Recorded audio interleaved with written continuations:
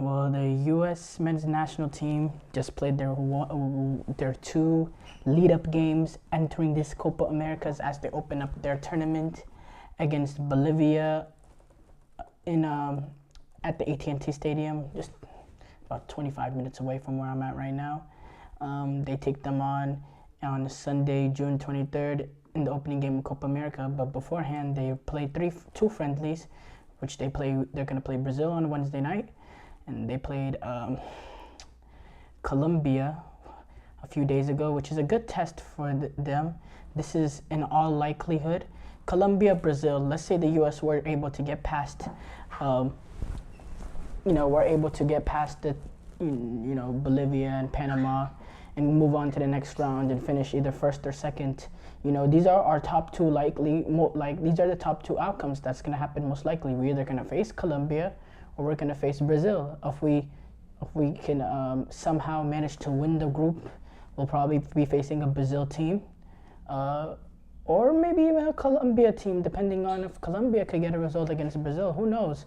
But definitely Colombia and Brazil, if the U.S. were to move on, will be one of those two. It'll be one of those two. And, we played Colombia on Saturday, and we got completely walloped by them, 5-1, 15 shots to 10 shots. 15 shots for Colombia to 10 shots for America, 6 shots on target to 2 shots in America, 53% possession, 47% possession for Colombia. Just completely outclassed, lost 5-1 at home, by the way, despite the fact that, Colombia took over that stadium, which is really a joke in itself. But yeah, it's a really bad game, really bad game to have just 10 days, 11, 12 days before the Copa America gets underway. And the performance was, to be fair, the performance was not as bad as what the scoreline shows. 5-1. It was 5-1. Two of which came in the last, minutes or so with just reckless play in the back. Timothy Weah trying to dribble out, leading to one goal. Cameron Carter-Vickers trying to play out of the back, leading to another. It's very, very reckless. I do have to say, I think this experience. Look, this lineup the U.S. started off with, on the front of it, it was a very strong lineup. I mean, playing with Matt Turner, Joe Scally right back, Chris Richards, Tim Ream, Anthony Robinson. That's the back. That's the center back. That's the back five that I wanted when you consider the goalkeeper, back four and goalkeeper. That's literally the perfect lineup in my opinion. And then the front three, Timothy Weah, Balogun, Pulisic. That's what I would have chose. Now the midfield three, my ideal was playing, the World Cup lineup, which was Musa, McKinney, and Adams, MMA. But this is a different midfield than a Weston McKennie, a Johnny Cardoso, a Giovanni Reyna, which is a very open midfield in my opinion. I mean, Giovanni Reyna, he's a number 10 type of midfielder, creative midfielder. McKinney is more of that 8, but Johnny Cardoso, he can play as a double pivot, yes, but there's no real defensive nous in this midfield at all. And you could tell from that game. I mean, we were completely outrun in transition. We were completely melted. Whenever it came to playing out, just too much, losing the ball in bad areas, playing out of the back. Chris Richards, Tim Ream, they're two center backs that can, play out of the back.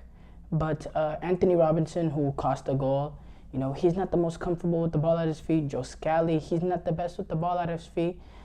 It was just a disaster class. Matt Turner, he's definitely not good at playing with the ball out of his feet. He made a few mistakes after having a horrible season this season at Nottingham Forest, which is a shame because, this is one of the most talented U.S. men's national teams there has been in a very, very long time. And, the one time that we get this golden type of generation, our goalkeeper is the one that doesn't step up, because we've had some amazing goalkeepers in our history. But we're in a rough spot right now when it comes to that position. But yeah, it was just so just too much losing the ball in bad areas. Anthony Robinson, he just looked like a headless chicken sometimes. So many mistakes. I talked about the Cameron Carter-Vickers mistakes who came in. Talked about Timothy Weah trying to dribble out. I think Timothy Weah, in terms of our attackers, was the only one that could, find himself in dangerous areas.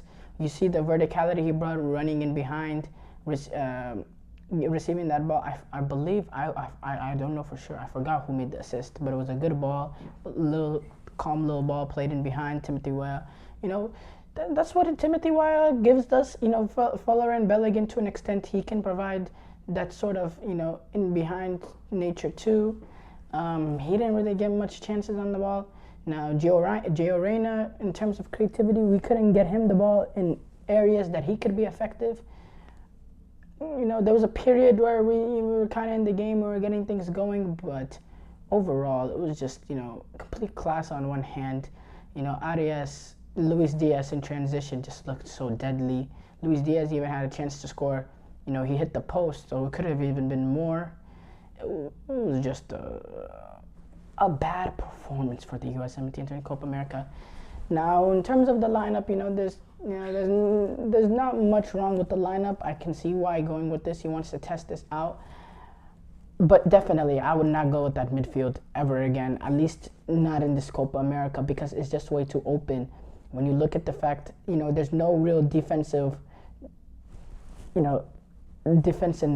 that midfield. Cardoso, he's more of a deep line playmaker type of six rather than a Tyler Adams work rate, cover spots, cover holes for the defenders. That's not really his game. And Johnny Cardoso happens to be a little bit on the lack of pace side compared to Tyler Adams. McKinney, he's a lock in the midfield no matter what. He's always going to be in there.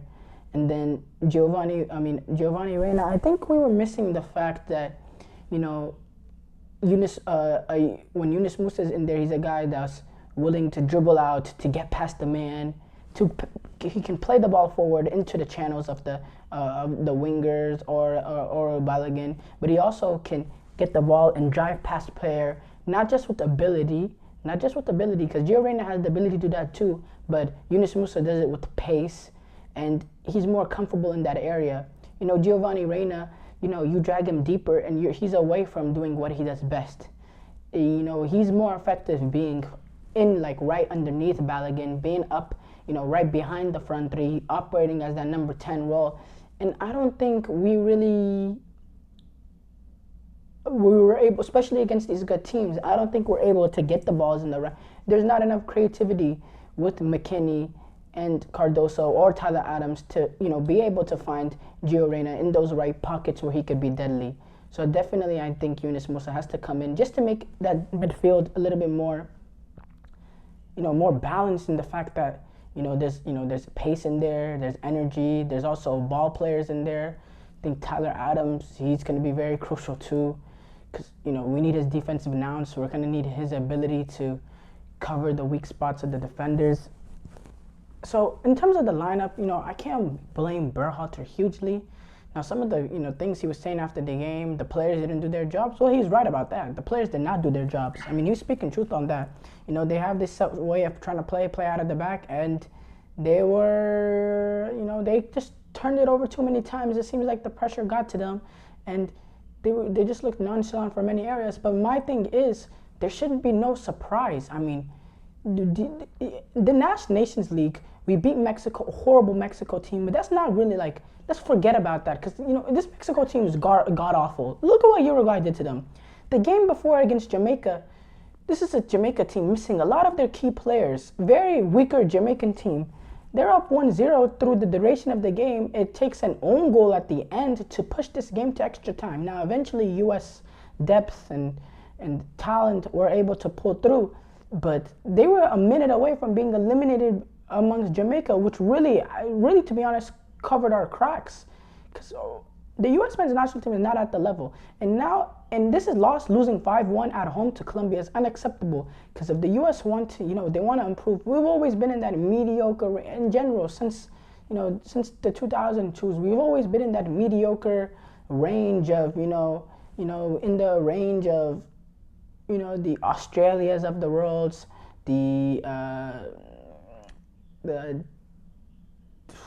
I'd say the Australias of the world, the Denmarks of the world, even though Denmark did reach a semifinal, but we've always been in that get to the round of 16 of a major tournament, the Switzerlands of the world. We've always been at that level. We've never been able to take that next step. And in my opinion, beating a team like this, Colombia, this is the next step. Because forget Brazil and France and all that. The next step right now, the step above us, is being able to compete with a team like a Colombia. And we're way off it. Now, this is a Colombia team on amazing form, 20-plus games unbeaten, but it was a bad sign entering this Copa America. And, yeah, pressure's on Berhalter, big time.